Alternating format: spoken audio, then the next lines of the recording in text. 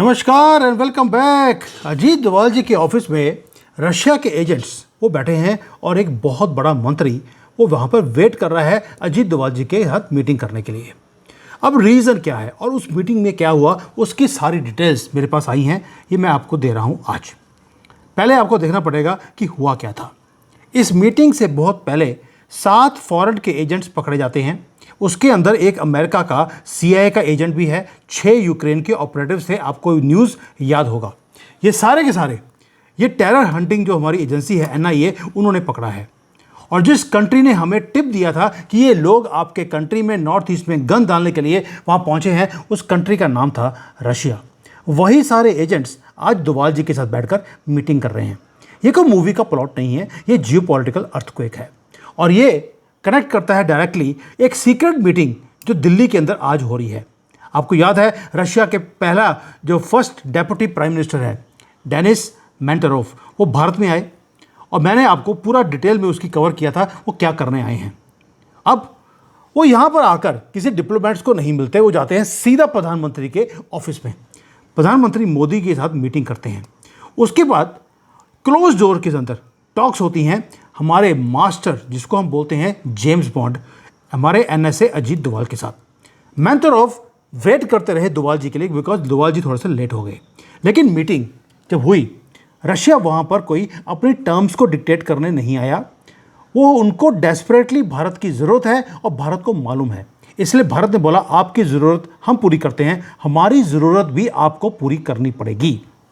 अब अजीत डोभाल जी की ज़रूरत क्या है वो मैं बाद में बताऊंगा, लेकिन उसके पहले आपको कुछ बैकग्राउंड देनी है जो कि बड़ी ज़रूरी है। तब आपको समझ आएगा कि अजीत डोभाल जी ने जो मांगा है वो क्यों मांगा है। प्रधानमंत्री मोदी जी ने भी एक मास्टर स्ट्रोक खेला। रशिया की डेलीगेशन भारत में है और उन्होंने कुछ ऐसा बोला फॉरेन के लीडर को जो उन्होंने ज़िंदगी में पहले कभी नहीं बोला। उन्होंने वर्ड्स बोले 4, welcome to your second home. ये मोदी जी रशिया की टीम को बोल रहे हैं welcome to your second home. अब ऐसा क्या चक्कर है कि हमने रशिया को बोलना शुरू कर दिया कि भारत आपका सेकंड होम है, क्योंकि उसका रीज़न है कि जो एक अमेरिका का जो ड्रोन वॉरफेयर का एक्सपर्ट था जिसका नाम था मैथ्यू वेंडिक, मैंने उसको बड़ा डिटेल में कवर किया था ये क्यों आया था भारत में। वो भारत की कस्टडी में है, जेल में सड़ रहा है, यहाँ पर छोले भटूरे खा रहा है वो भारत में बैठकर। बर्गर खाने वाले को अब छोले भटूरे देंगे वो मौत ही है उसके लिए। अब मास्टर स्ट्रोक क्या था जो ग्लोबल चेस बोर्ड के अंदर खेला जा रहा है, ये सारी बातें मैं आपको बताऊंगा। लेकिन 2 बैकग्राउंड्स हैं अजीत डोभाल की मीटिंग से पहले जो मैंने कवर करनी है, वो पहले देता हूं आपको मैं, उसके बाद बताऊंगा आपको जो होश उड़ा देंगी आपके भी और आज पाकिस्तान के भी। अब रिवाइंड करते हैं मैथ्यू वेंडिक के ऊपर। ये आदमी को टूरिस्ट नहीं था, ये अमेरिका के CIA का आदमी है जो हमेशा ही जहाँ पर वॉर होना होता है ये वहाँ पर पहुँचता है। लीबिया में गया, ये म्यांमार में गया, ये वियतनाम में गया, उसके बाद ये भारत में आया है। युद्ध जब शुरू होने वाला होता है उससे पहले इस आदमी को भेजा जाता है कॉन्फ्लिक्ट जोन्स के अंदर और ये पकड़ा गया sensitive area of north east के अंदर 6 और यूक्रेनियंस के साथ। मिशन एक ही था कि म्यांमार में आइए, यहाँ पर जो एंटी इंडिया के एलिमेंट्स हैं उनको ट्रेन कीजिए और उसको ट्रेन करने के लिए इनको ड्रोन कैसे बनाने हैं, कैसे उड़ाने हैं, वो सारी चीज़ें सिखाई जा रही थी यहाँ पर, जिसको बोलते हैं बिके हुए लोगों के। कांग्रेसी होंगे और तो कोई हो नहीं सकता। अब ड्रोन्स चाहिए, ड्रोन्स को शिफ्ट किया गया यूरोप से और ये यहाँ पर एडवांस्ड ड्रोन वॉरफेयर को सिखा रहे थे वहाँ के उग्रवादियों को। नाउ इंडिया के अंदर बैठ के ये काम हो रहे हैं, लेकिन जब 6 महीने निकल गए इनको काम दिया गया था एक कि मोदी जी जब वहाँ पर आए उनके ऊपर ड्रोन से अटैक किया जाएगा। मैंने कवर किया था इसको कि टारगेट मोदी जी का था। मोदी जी वहाँ पर मणिपुर में गई नहीं, इन्होंने भेज दिया अमित शाह को। पूरा जो डायनामिक्स था वो चेंज हो गया इस पूरे टीम का।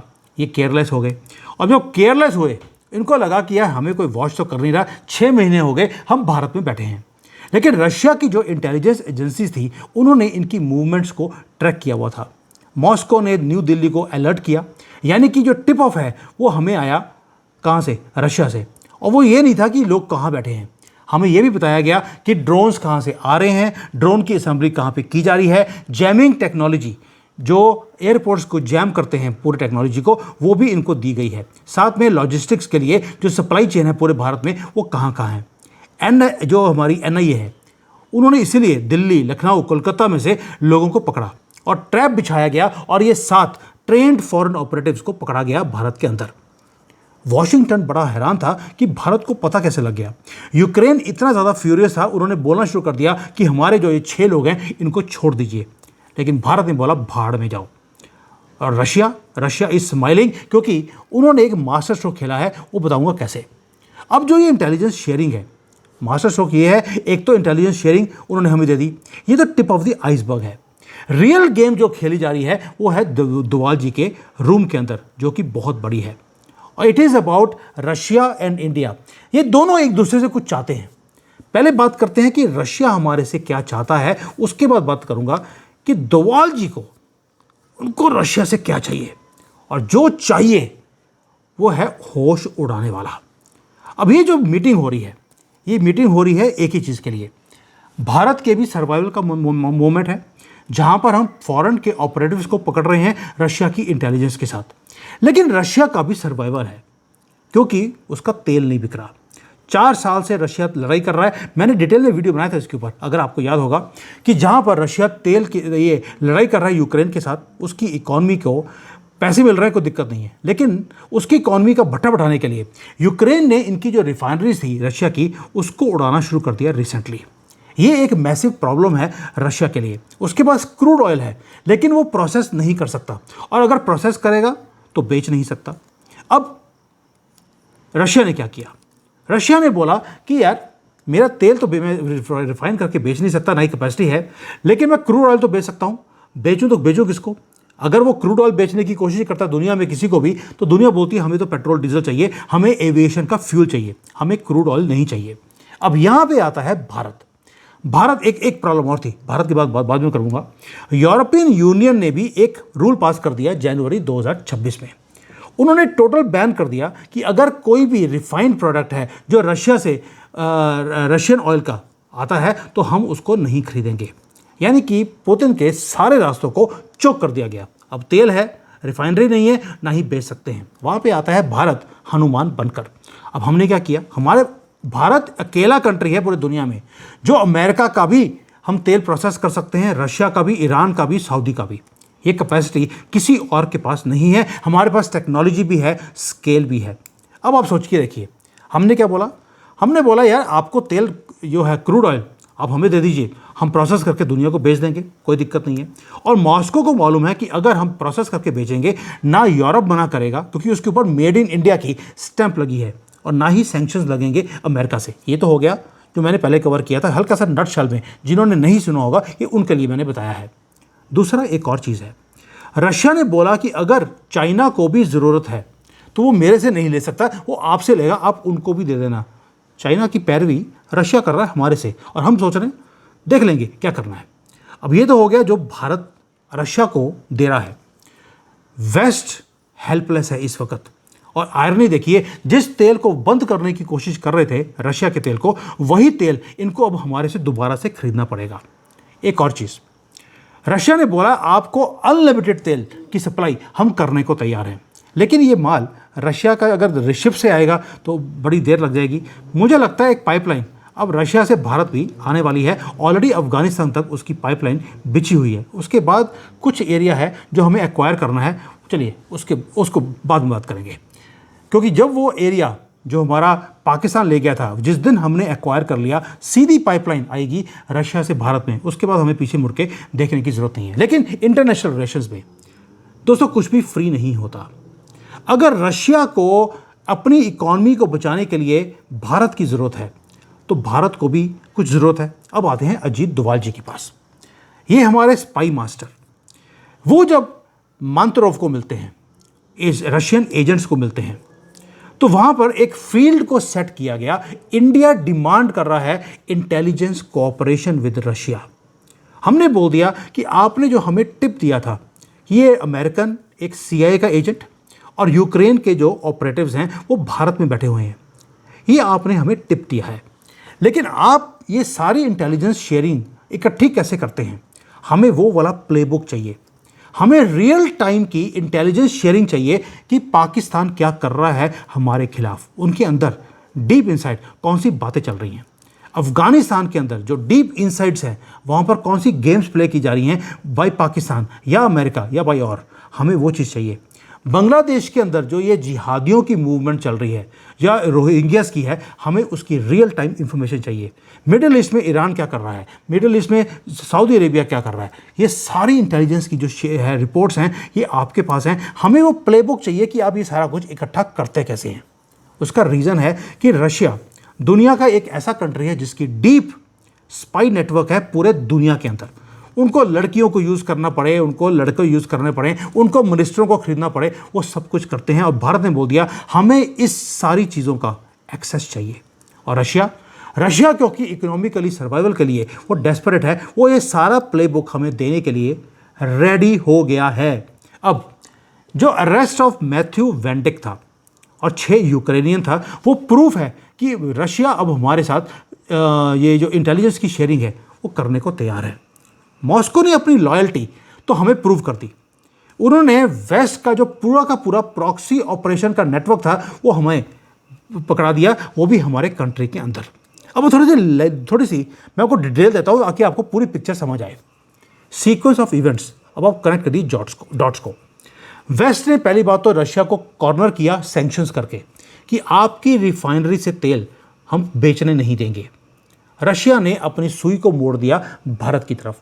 भारत ने तेल खरीदा भी, पूरे प्रेशर के अंदर आकर भी हम खरीदते रहे। हमने उस तेल को रिफाइन भी किया और हमने इसी वेस्ट को हमने प्रीमियम के ऊपर वो तेल बेचा भी, वो भी इंडियन रुपीज़ में नहीं, खरीदा हमने रुपीज़ में, बेचा हमने डॉलर में। उसके बाद वेस्ट को आया गुस्सा, उन्होंने हमारे कंट्री के अंदर फॉरेन के जो एजेंट्स हैं उनको भेजा हमारे यहाँ पर आग लगाने के लिए, मोदी जी को ख़त्म करने के लिए। लेकिन रशिया ने वो सारी चीज़ों को इंटरसेप्ट कर लिया, उनकी इंटेलिजेंस ने। उन्होंने हमारी इंटेलिजेंस को हमारी एजेंसीज के साथ शेयर किया और पूरे प्रॉक्सी नेटवर्क को भारत ने क्रश कर दिया। इसीलिए मोदी जी ने जो शुरू में बताया था आपको, उन्होंने क्या बोला था रशियंस को, welcome to your second home. ये कोई डिप्लोमेटिक कर्टसी नहीं था दोस्तों, ये डेक्लरेशन था एक अनस्टॉपेबल स्ट्रेटेजिक अलायंस का। पार्टनरशिप जो बिल्डअप की हुई है एक प्योर, जिसको रॉ नेशनल इंटरेस्ट के लिए, पुतिन रशिया के लिए वो नेशनल इंटरेस्ट पे काम करता है, मोदी जी भारत के लिए। और जो ग्लोबल डायनामिक्स है पावर के, वो शिफ्ट हो रहे हैं at a very high speed. इसलिए बोल रहा हूँ, जो रूल्स पहले वॉशिंगटन बनाता था अब वॉशिंगटन नहीं बनाता, वो रशिया और न्यू दिल्ली वो इकट्ठे बैठ के बना रहे हैं आज की डेट में अजीत डोभाल जी के ऑफिस में। भारत स्पेक्टेटर नहीं रहा। अब हम बोलते हैं यार तुलसी अगर किंग मेकर तो 80 भी किंग मेकर, जाओ भाड़ में। अब एक एक ड्रॉप जो फ्लो करेगा भारत के अंदर रशिया से, वो सिग्नल होगा, एक साइलेंट सिग्नल कि तुम्हारे एजेंट्स को हम बर्दाश्त नहीं करेंगे। अब तुम्हारी इंटरफेरेंस कि हम रशिया से तेल खरीद सकते हैं या नहीं खरीद सकते, हम वो भी बर्दाश्त नहीं करेंगे। ये फॉरेन के एजेंट्स हैं, हमने ऐसे ही अपनी जेल में बिठाकर उनको छोले भटूरे ऐसे ही नहीं खिला रहे फ्री में, वो इसलिए खिला रहे हैं ताकि अगर हमारे ऊपर प्रेशर डाला गया तो पहले बोलेंगे ये एजेंट्स आपने क्यों भेजे थे नॉर्थ ईस्ट में आग लगाने के लिए, मोदी जी को मरवाने के लिए, पहले प्लीज़ उसका आंसर दे दीजिए। और अगर आपने आंसर नहीं दिया, इनको टीवी पे बुलाकर हम आपका मुंह काला करेंगे। मैसेज क्लियर है, you can not mess with India any more. अब ये आपके सर्वाइवल का मैटर है और आपकी जो एनर्जी की क्राइसिस है वो तब तक दूर नहीं हो सकती जब तक भारत प्रोसेस करके आपको बेचता नहीं। दोस्तों, ये हिस्ट्री है जो बन रही है हमारी आंखों के सामने। अगले 20-30 साल के बाद आप खुद बोलेंगे कि we witness this things right in front of us, क्योंकि जो चेस बोर्ड है वो तो सेट हो गया, पीसेस मूव होने शुरू हो गए हैं। हमारा स्पाई मास्टर वो अनफोल्ड कर रहा है एक स्ट्रैटेजी को, जहां पर रशिया की इंटेलिजेंस शेयरिंग आपके पास आनी शुरू होगी। मोसाद से जो हमारे रॉ के एजेंट्स हैं वो ऑलरेडी अपनी ट्रेनिंग ले चुके हैं।